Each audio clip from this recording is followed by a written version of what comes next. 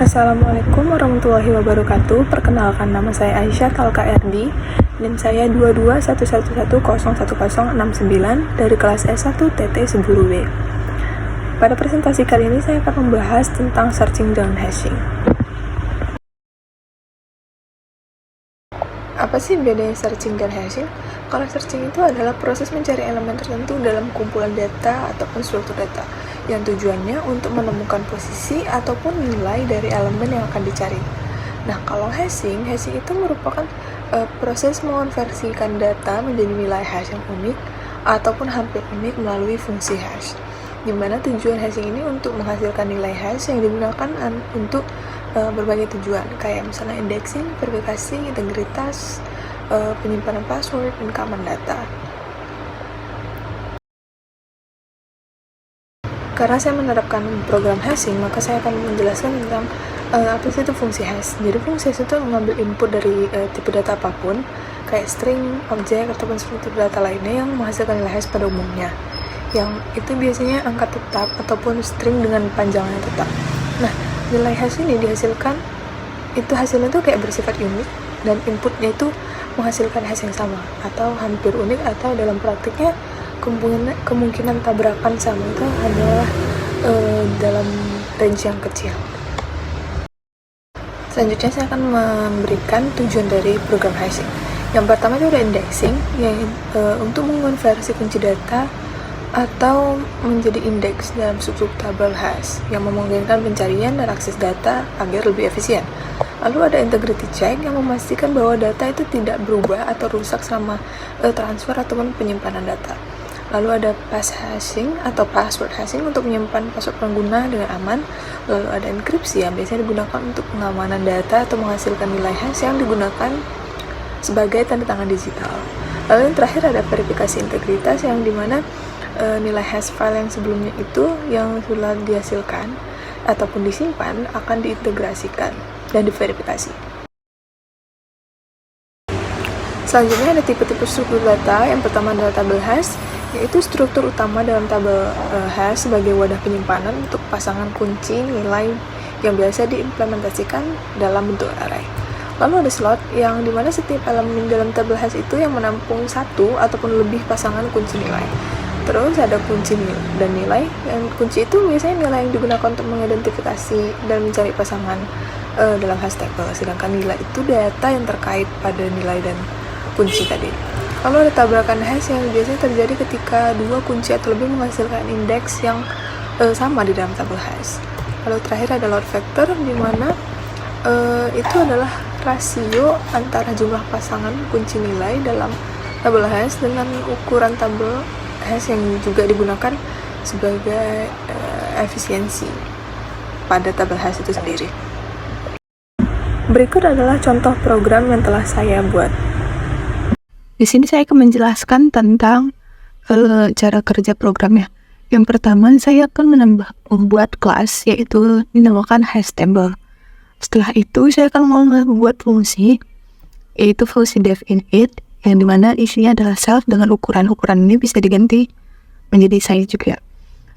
Fungsi ini berisikan self titik ukuran sama dengan ukuran, dimana ini memanggil dari fungsi itu sendiri, fungsi dari ukuran. Dan juga ini self.hashTable ini adalah nanti memanggil si kelas hashTable ini yang isinya adalah for_in_range self.ukuran. Self.ukuran ini didapat dari yang sini tadi. Lalu di sini saya mengambil sebuah data string. Setelah itu dibuat lagi fungsi yang lain, yaitu di sini saya membuat fungsi def hash function, di mana isinya adalah self_kunci.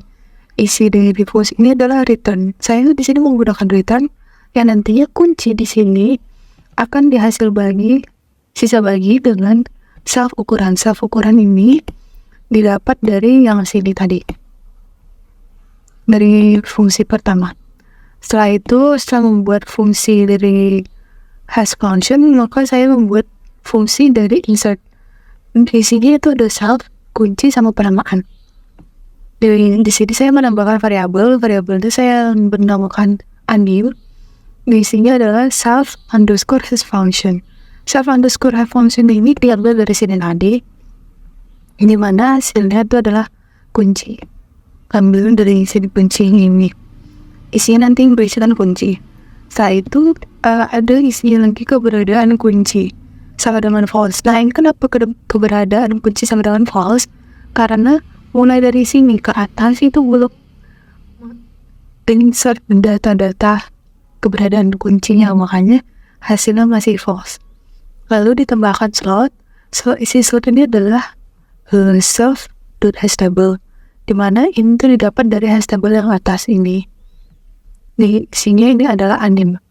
Anim itu didapat dari sini. Di fungsi insert ini sendiri ada program yaitu for i, kp in and with. So dimana itu tidak akan menghitung slot yang ada pada rentang range ukuran yang ini tadi. Kenapa KP ini bebas, variabel bebas? K itu maksudnya kunci, sedangkan P maksudnya adalah penamaan. Jadi K, P itu sama dengan KP. Jadi kalau kuncinya sudah pas sama dengan K, atau jika kuncinya itu sudah sesuai dengan data atau sesuai dengan K, maka keberadaan kunci itu akan true. Setelah true dia akan break. Setelah break, jika keberadaan underscore kunci itu adalah slot i sama dengan kunci kebersamaan. Ini maksudnya adalah keberadaan kunci itu sudah selesai sesuai dengan yang ini, maka akan ditentukan kunci dan juga penamaan. Lalu ditambahkan else lagi, slot.append, isinya sama dengan yang atas, yaitu kunci kebersamaan. Lalu di sini saya tambahkan lagi fungsi search, di mana isinya adalah self, kunci.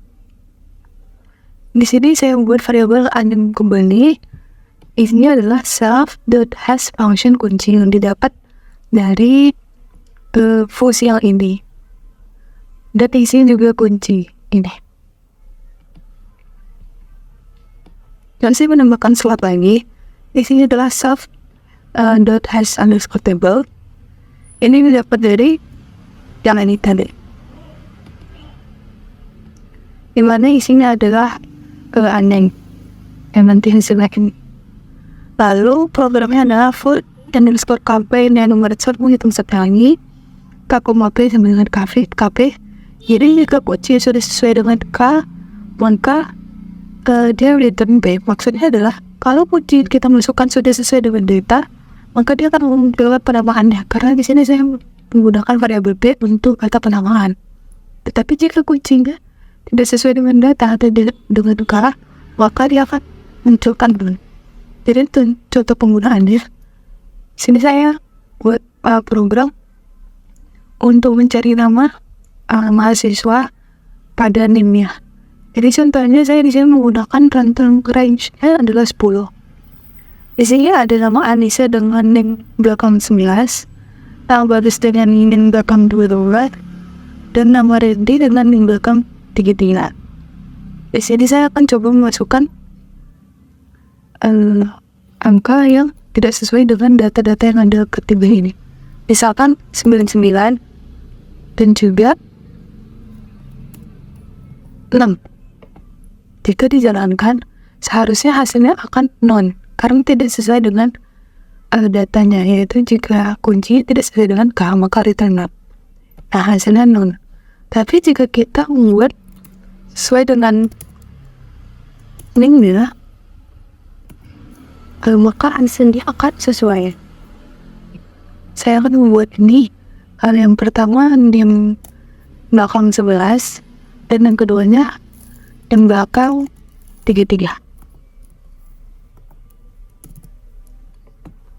Maka jika sesuai, dia akan menghasilkan penamaan yang ini, Anissa Bagus Randy. Di sini saya menggunakan Anissa dan Randy, maka akan muncul Anissa dan Randy.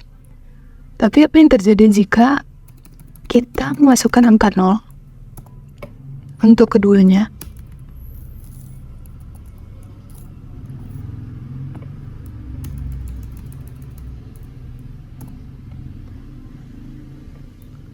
Maka hasil yang didapatkan juga not, karena tidak sesuai dengan data yang ada.